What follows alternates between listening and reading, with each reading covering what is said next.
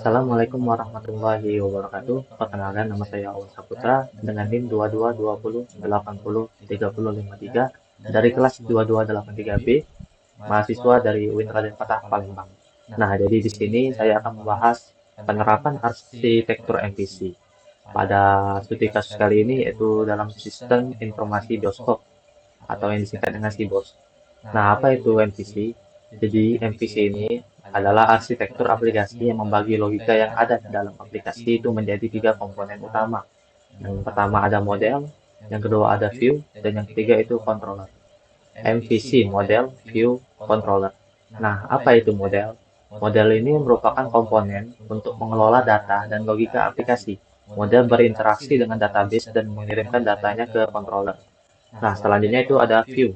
Apa itu view? Komponen ini untuk menampilkan data kepada pengguna. Jadi, view ini menerima data dari controller, lalu menjadikannya ke dalam bentuk tampilan kepada pengguna. Nah, yang ketiga itu ada controller.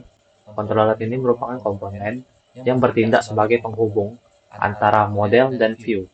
Jadi, controller menerima input dari pengguna, memprosesnya dengan bantuan model, dan mengarahkan hasilnya ke view untuk ditampilkan kepada pengguna. Baiklah, untuk selanjutnya itu langsung saja kita masuk ke dalam bagian struktur arsitektur dan visinya. Di sini kita akan membuka aplikasi Visual Studio Code-nya untuk melihat bagian dalam struktur dari sistem informasi SIBOS ini, bagian visinya. Oke. Nah, di sini sudah ada folder SIBOS, sistem informasi bioskop. Nah, di dalam folder SIBOS ini itu ada dua folder utama atau direktur utama. Yang pertama itu ada app, yang kedua itu ada public. Nah, untuk app ini itu folder yang mengelola tempat atau arsitekturnya MVC itu berada. Nah, seperti yang bisa dilihat di sini ada model, view, controller. Nah, untuk public ini itu sebagai folder yang dapat diakses oleh para pengguna dari sistem informasi bioskop ini. Oke, langsung saja kita pertama masuk ke bagian public ya. Nah, di public ini ada aset, HT akses, dan indeks. Nah, aset ini berisi CSS untuk style tampilan dari sistemnya. Lalu ada IMG berupa foto-foto atau gambar yang digunakan dalam aplikasi tersebut. Lalu ada JS atau JavaScript berupa function-function yang digunakan dalam aplikasinya. Lalu ada mobile CSS untuk tampilan mobile, tampilan untuk HP dari aplikasi SIBOS ini. Lalu ada SIBOS SQL yang merupakan database dari aplikasi SIBOS ini. Lalu yang terakhir itu ada style untuk style yang digunakan atau tampilan untuk penggunanya. Lalu ada HT access. Nah, HT access ini merupakan konfigurasi yang digunakan dalam aplikasi SIBOS ini untuk menyambungkan ke Apache-nya, ke database. Lalu yang terakhir itu ada index yang merupakan tampilan utama dari SIBOS ini waktu ketika pengguna atau user ini membukanya. Nah, di sini indeks ini mengambil dari init PHP. Jadi waktu membuka aplikasi SIBOS ini maka akan dialihkan ke init ini. Oke, yang kedua kita langsung saja masuk ke bagian app ini. Nah, di folder app ini itu ada config, controller, core, model, view, HT access seperti yang tadi, dan terakhir ini. Oke, pertama-tama kita masuk ke dalam bagian config. Nah, untuk config ini merupakan konfigurasi yang digunakan dalam aplikasi SIBOS ini. Lalu selanjutnya kita masuk ke dalam bagian core. Nah, di sini core ini merupakan arsitektur dasar dari aplikasi SIBOS ini. Nah, di sisi dalam core ini itu ada app, ada controller, ada database, ada notification. Nah, untuk app ini itu berguna untuk mengatur routing yang ada pada aplikasi. Lalu controller ini menyediakan metode-metode yang biasa digunakan pada seluruh controller yang ada pada aplikasi ini. Lalu ada database. Database ini mengelola koneksi pada database SIBOS ini. Lalu yang terakhir ini notifikasi. Notifikasi di sini berguna untuk mengatur notifikasi yang ada pada aplikasi SIBOS tersebut. Lalu selanjutnya kita masuk ke bagian init. Init ini berguna untuk memanggil fungsi yang ada pada folder config di sini dan folder port. Oke, lalu selanjutnya kita masuk ke dalam bagian struktur utama, yaitu MVC, model, view, dan controller. Nah, di bagian model ini, kita langsung saja masuk ke dalam sistem informasi bioskop atau situsnya, ke tampilan webnya. Nah, di sini sudah tampil laman utama atau beranda dari situs tersebut.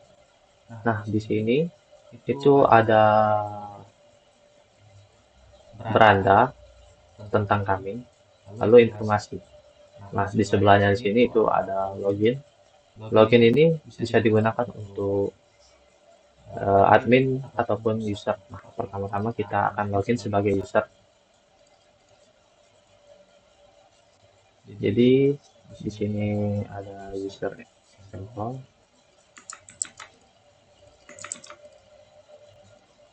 Passwordnya.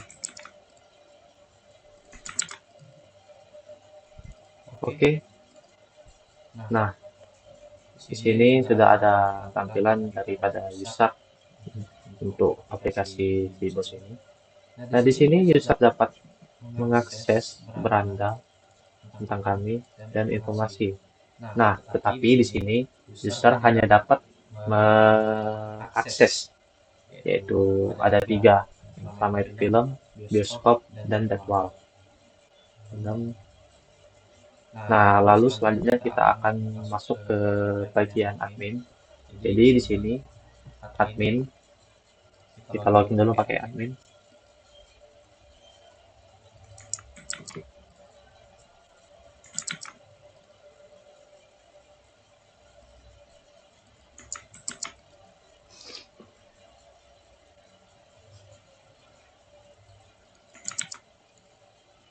Nah, jika kita login menggunakan admin, maka untuk tampilan informasinya ada 5. 3 seperti yang tadi, lalu ada tambahan event dan pesan tiket. Di sini ada film, bioskop, jadwal, event, dan pesan tiket. Oke. Nah, MVC ini, penerapan MVC dalam aplikasi Sibos ini itu sebenarnya merupakan proses. Jadi controller akan menerima input dari pengguna. Misal, di sini pengguna menekan informasi. Nah, jadi controller ini menerima inputnya.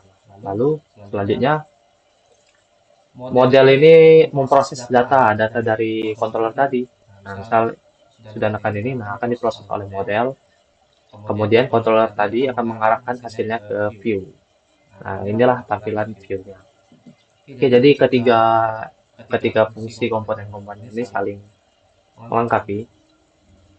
Controller akan menerima input dari pengguna, lalu misalnya seperti akan informasi atau membuka beranda.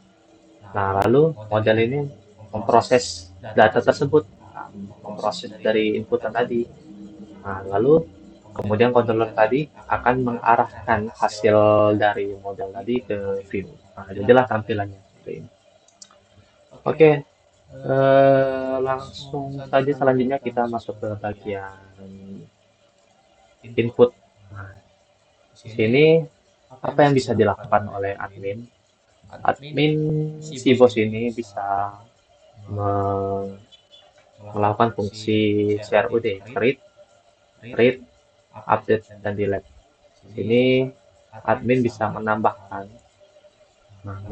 film atau menghapus film atau mengedit film. Nah, jadi misal kita beri contoh, di sini adminnya menambah film ya.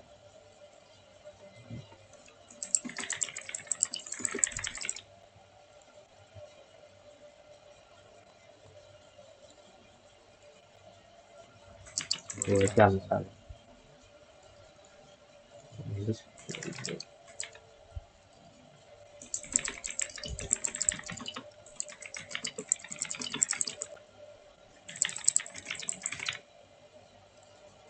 Oke, nah di sini dari yang sebelumnya itu ada 5 film, maka sudah tambah satu film lagi yaitu Pengabdi Setan. Lalu kita akan melakukan fungsi dari hapus. Nah, misal kita mengklik hapus ini, maka akan diproses oleh model. Lalu controller tadi akan menerima input dari pengguna lalu diproses oleh model, lalu selanjutnya controller akan mengarahkan hasilnya ke view. Nah, jadi view itu adalah tampilannya. Untuk bioskop sama seperti film tadi, bioskop juga bisa ditambah, diedit maupun dihapus oleh admin. Nah, dengan menggunakan arsitektur MVC ini, kita dapat memisahkan logika bisnis dan tampilan dan aliran kontrolnya. Nah, yang mana hal ini itu memudahkan pengembangan, pemeliharaan, dan pengujian aplikasi sistem informasi bioskop ini. Oke, mungkin sampai di sini saja penjelasan saya dari penerapan arsitektur MVC ini pada studi kasus sistem informasi bioskop atau SIBOS.